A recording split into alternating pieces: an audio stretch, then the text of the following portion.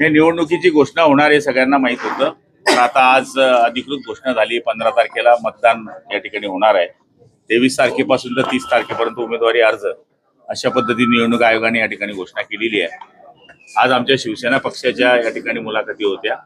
जवळपास 300 लोकांनी या ठिकाणी 19 प्रभागाकरता मुलाखती दिलेल्या आहेत. आपण निवडणूक कशी लढणार आहे आता याच्यामध्ये लढणार की कार्यकर्त्यांच्या मागण्या आहेत तुमच्यासाठी लढली पाहिजे? हे बघा, सन्मानाने जागा वाटप झाल्या तर 100% आम्ही महायुतीने लढू, आणि जर सन्मानाने होत नसेल तर मग आमची एक स्वबळावरची तयारी आहे. पण वरचे जे आदेश आहे की महायुती करावी, त्या पद्धतीने आम्ही प्रथम त्या गोष्टीला प्राधान्य देऊ, आणि त्या गोष्टीला प्राधान्य दिल्यानंतर जर आम्हाला व्यवस्थित जागा मिळत नसतील तर मग कार्यकर्ते जे सांगतील तर कार्यकर्त्यांच्या सन्मानाच्या माध्यमातून त्यांच्या सूचनेनुसार आम्ही पुढचं पाऊल टाकू. किती जागा अपेक्षित आहे तुम्हाला?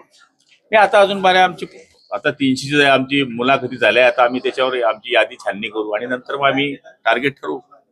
गेल्या वेळी शिवसेनेचा महापौर होता महापालिकेमध्ये, भाजप म्हणते की यावेळेस भाजपचा महापौर होईल. हे बघा, गेल्या वेळेस पार्टनरशिप होती अर्धी अर्धी. अर्धा ते दिवस त्यांचा होता, अर्धा दिवस आमचा होता.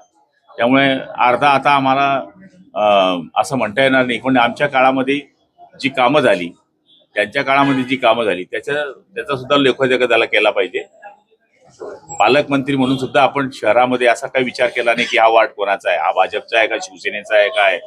शहर म्हणून आपण विकासाची कल्पना डोक्यामध्ये ठेवली आणि जवळपास 150 कोटी रुपये आपण डीपीडीसी मधून या शहराला दिलेले आहेत. मुंबई महापालिकेसाठी ठाकरे बंधू एकत्र येऊन मराठी महापौर मुंबईचा असं सांगितलं जाते. नेतृत्व बरेच दावे बोललेले आहेत. मराठी माणूस व्हायला पाहिजे हे आमची पण भूमिका आहे.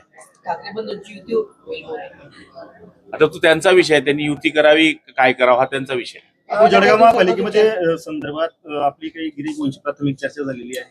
हे बघा, राज्य लेव्हलवर सगळ्यांची चर्चा झालेली आहे. स्थानिक लेव्हलवर बी आम्ही त्यांच्याशी चर्चा करणार आहोत आणि त्यांच्याकडे आम्ही प्रस्ताव मांडू महायुतीचा.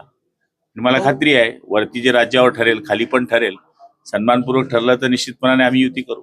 सन्मानपूर्वक म्हणजे नक्की काय? हे बघा, आता ते सगळं तुम्हाला कसं सांगू, जेव्हा जागा फुटतील तेव्हा सन्मान दिसेल.